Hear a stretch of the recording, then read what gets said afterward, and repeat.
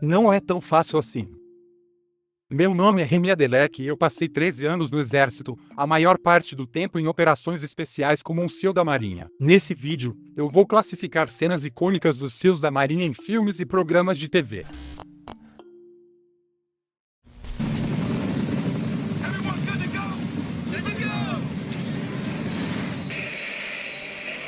Sinceramente, nunca vi nenhum dispositivo como esse.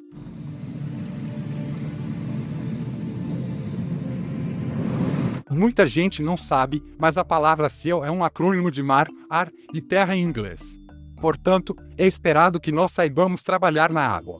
Eu já saltei de um avião e também já pulei de um helicóptero direto na água. Na cena, eles não estão apenas pulando, mas também empurrando veículos subaquáticos para a água. Agora, sendo bem sincero, eu nunca vi esses tipos de veículos na minha vida. Existem os veículos que usamos chamados de SDV, que são os submersíveis de transporte SEAL. Em alguns casos, alguns indivíduos que por acaso possuem alguma especialização muito singular, mas não são SEALs, podem ir em uma missão. Durante a missão, eles serão incorporados ao pelotão SEAL. No entanto, é bom deixar claro que essas pessoas não poderão estar à frente do pelotão. Isso eu posso assegurar.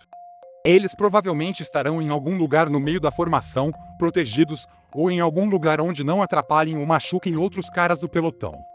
Esse filme me inspirou, pois nunca tinha ouvido falar dos SEALs da Marinha, até que assisti pela primeira vez. Quando eu vi esses caras, isso me despertou muito interesse, principalmente quando cheguei à cena onde eles se sacrificam para salvar outras pessoas. Eu acho que isso foi o que mais me chamou a atenção. Observei o quanto estes homens são unidos e habilidosos no que eles se propuseram a fazer. Eles são extremamente competentes e mostram que estão dispostos a arriscar sua vida por outras pessoas. Trabalhei com o diretor Michael Bay em outros filmes, então tenho que ter cuidado. Mas acho que eu diria que esse filme tranquilamente merece a nota 8,5. Os botes são carregados na cabeça e não nos braços. Nunca fizemos isso. Ainda tem um instrutor no bote. Sem chance. O bote já é pesado por si só. O sino está correto. O sino definitivamente é realista. Conheço muitos caras que tocaram o sino. Agora estas coisas, eu estou achando que são boias. Nós nunca fizemos uma coisa dessas. Nunca jogamos boias nesse negócio, que está parecendo um percurso de obstáculos, então não faço ideia do que é essa boia passando por cima das pessoas. Isso não acontece na vida real, é invenção para o filme. Não conheço esse tipo de tortura do surf. Sinceramente, eu nunca vi uma flexão dessas.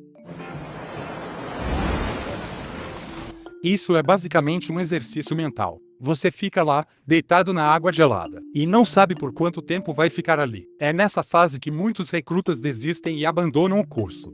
Houve várias vezes ao longo da semana infernal e também durante a tortura do surf onde eu fiquei bem mal. Eu estava bem perto da hipotermia ou já hipotérmico. Durante uma tortura de surf na semana infernal, minha temperatura central chegou a 31,5 graus. Quando perceberam, os instrutores me levaram imediatamente à enfermaria. Ali eu passei por uma espécie de reaquecimento que demorou cerca de 1 ou 2 horas, e assim que voltei a uma temperatura central normal, eles me mandaram de volta para a semana infernal. Um dos instrutores me perguntou se eu iria desistir ou se eu voltaria para a água. Eu disse que voltaria para a água gelada. Os instrutores ficam tentando te colocar em uma situação em que vocês têm que trabalhar como um time e enfrentar o desconforto. Existem casos que, se você não estiver correndo em sincronia, o barco vai balançar e bater na cabeça de uma pessoa e isso só causa mais dor. Na verdade, houve caras que sofreram ferimentos graves e até já fraturaram o pescoço. Tudo por causa desse movimento de vai e vem ou porque alguém estava evitando o barco ficando com a cabeça mais baixa, enquanto os outros carregavam todo o peso. Portanto, é uma coisa super séria. Então, para esse instrutor no bote, eu teria que dar a nota 4. 6 times 3. Hurry up. O que estamos vendo é uma avaliação técnica de nado que é feita com os recrutas. Basicamente, eles fazem você nadar em água gelada por um bom tempo e sem a roupa própria para mergulho. É simplesmente horrível, sério mesmo. Este cara aparentemente perdeu a consciência por causa do mergulho. Desmaiou por ficar muito tempo embaixo da água. A maior parte dessas imagens são do documentário do Discovery Channel chamado Buds 234. Foi a esse documentário que eu assisti para me preparar para o meu treinamento. Eu vim do bairro do Bronx e, para ser bem sincero, não tive muita exposição aos SEALs da Marinha e também não tinha como me preparar para o treinamento em si. Quando entrei na Marinha, eu não sabia nem nadar.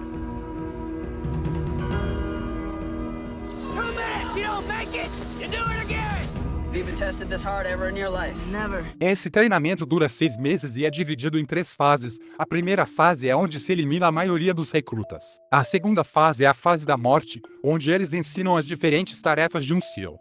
Já a terceira fase é a fase das armas, táticas, guerras terrestres e demolições. Se uma pessoa consegue passar os 6 meses na demolição subaquática básica, o próximo passo é o treinamento de qualificação SEAL. Só então você realmente entra no que significa ser um SEAL da Marinha e começa a exercer o trabalho. Você parte para uma equipe SEAL. A taxa de desistência do treinamento SEAL flutua entre 75% e 90%. A minha turma começou com 270 homens, e quando nos formamos, éramos apenas 29. Tenho que dar nota 10, essa cena não vai ter jeito, porque mais real do que isso não dá pra ser. Listen to me. Listen. Hey, listen up. When you go outside that gate, you go left. You understand? Yes. The right is bad guys. You're going left. You're taking the back way to the annex. You got it? I got it. Este cara que está dirigindo, parecendo desorientado e sem prestar atenção, provavelmente não é um SEAL. Se fosse SEAL da Marinha, não ficaria tão confuso.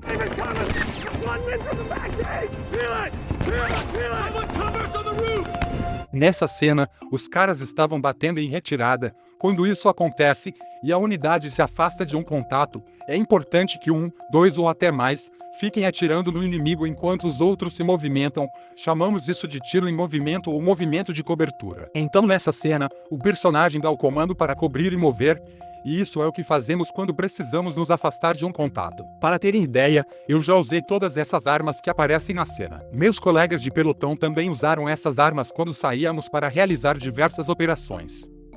Este filme foi baseado em um evento factual que aconteceu em Benghazi. A embaixada foi atacada e invadida. A maior parte dos que estavam na defesa eram caras com formação em operações especiais. Poucos deles eram SEALs da Marinha. Na verdade, o cara que foi morto, Ty Woods, era meu instrutor de demolição subaquática básica no programa SEAL. Eu daria a nota 9,5 para esse filme. Nessa cena eles estão fazendo fast rope. Essa técnica com a corda permite entrar mais facilmente em certas situações. Senior, you're clear. Este cara é da inteligência, ele é um SEAL, mas também é um militar da inteligência. Chamamos de Humint, que é inteligência humana, e esse era o meu trabalho na equipe.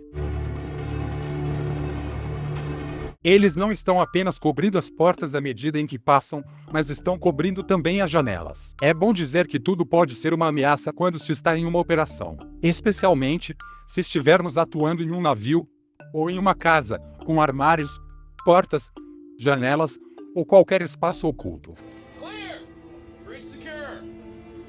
Vemos o cara dizer que está limpo, e limpo não necessariamente quer dizer que não tem ninguém, mas que o ambiente está seguro para que a equipe continue a missão sem surpresas. Estes botes de operações especiais atingem altas velocidades. Eles são operados por uma unidade de operações especiais chamada SWIC. SWIC significa Tripulação Combatente de Operações Especiais em Rios ou em qualquer operação na água. Eles ajudam a inserir e a extrair os SEALs dos objetivos. Eles usaram verdadeiros SEALs da Marinha e também operadores SWIC como os atores principais. Por todo esse esforço, eu acho que eu daria a nota 9,5. Só não dou nota 10, porque você sabe, Hollywood sempre dá aquela apimentada nas coisas por causa do enredo. Jesus, Dane, who packed your shoe? It doesn't look good. Sempre checamos os equipamentos. O chefe do pelotão dizia para checar e rechecar. Esse salto é um salto que se chama Halo. O que aconteceu aqui é que o paraquedas não está funcionando direito. Aqui dá para ver que o paraquedas reserva demora para abrir. Muito provavelmente, porque ele demorou para acionar. Não é tão fácil assim. Se houver uma avaria e você tentou arrumar e não funcionou, você infelizmente vai ter que cortar. Então basicamente você vai olhar para baixo e vai ver aquela aba vermelha. A primeira coisa que você vai fazer é cortar bem ali. Depois você olha para o seu reserva e puxa.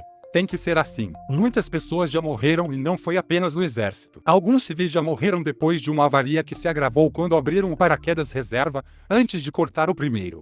Desta forma, o paraquedas reserva acaba se enrolando no paraquedas principal. Não há nada que possa ser feito depois disso. Não é por nada não, mas eu vou ter que dar um 5 para essa cena.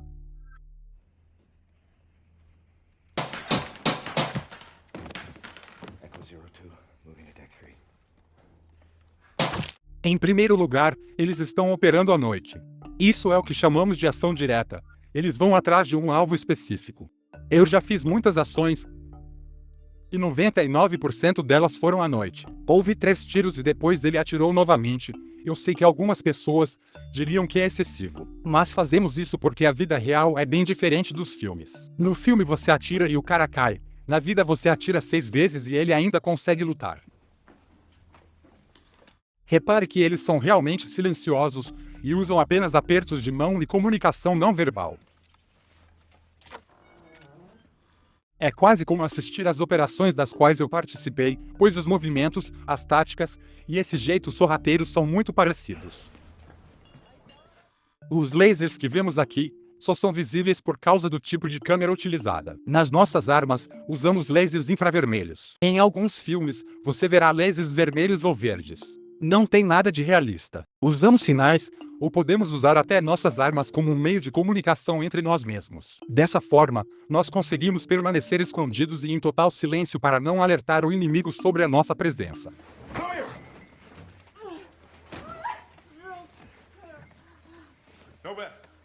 All clear. Quando se depararam com as mulheres, a primeira coisa que fizeram foi revistá-las e procurar por um colete suicida.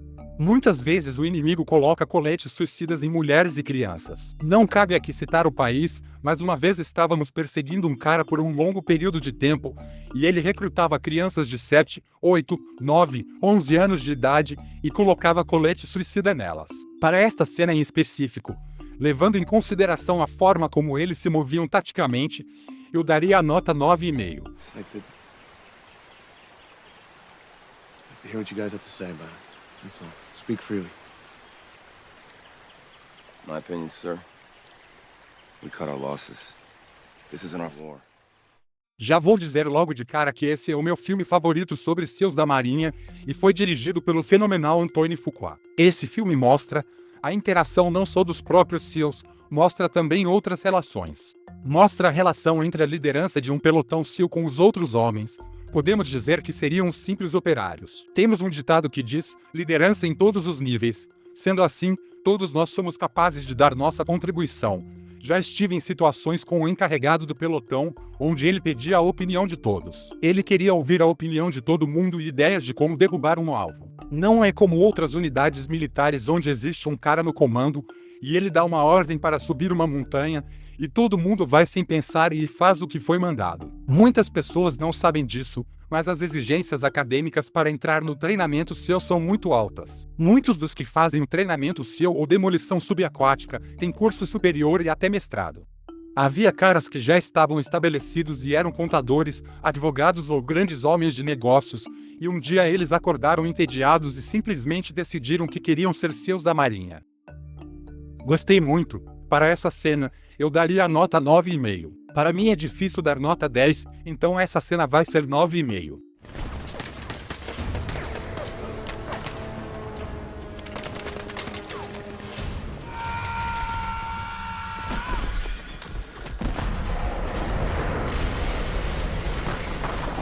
Esses caras não estavam apenas cobrindo e se movendo. Eles tinham uma segurança de 360 graus e isso permitiu que eles vissem o Homem-Bomba. Assim que entraram em contato, começaram a responder com disparos e é isso que sempre fazemos. Nós buscamos reprimir a ameaça, mas para isso a segurança 360 graus é importante. O contato estava bem à frente, mas os SEALs não são os robôs irracionais. Por isso, não começaram todos a atirar de uma vez. Se alguém se ferir no campo de batalha, o mais importante é que eles consigam cuidar uns dos outros no meio do combate. Só quando alguém conseguir chegar até eles, é que eles de fato terão uma ajuda mais especializada. Na Marinha, nós os chamamos de médicos militares. Uma vez que o médico militar possa chegar até eles depois da ameaça, eles serão atendidos. Bravo 6, say again your last. 6 to base, I say again. Fallen Eagle. Quando alguém é morto em combate, o que resta fazer é continuar o trabalho. Depois de vencer ou não a batalha, você recolhe o corpo e o transporta de volta à base para que ele possa receber uma cerimônia apropriada. We lost Bravo 1. How long till we can get him out of there? Por isso, eu daria um 9,5 para essa cena. I need sights on targets. I need 3 targets green. Nessa cena, ele está passando a comunicação para que os franco-atiradores saibam o que está acontecendo. A comunicação sempre é fundamental. Stop the tow. Execute. Muito provavelmente ele tinha a patente de comandante, e eu já tive um comandante que era seu da Marinha, mas o mais importante é observar que apesar de dar todas as ordens, ele também dá toda a liberdade para que os caras façam o próprio trabalho através de uma comunicação direta e eficiente. Ele não ficava controlando eles obsessivamente, então o melhor dessa cena é a comunicação. Para mim é 9,5. Para mim, 9,5 é como dar a nota máxima. Tenho que dar 9,5 só porque Hollywood gosta de apimentar, acrescentar e dramatizar as coisas. Eu entendo, e é por isso que eu vou dar 9,5.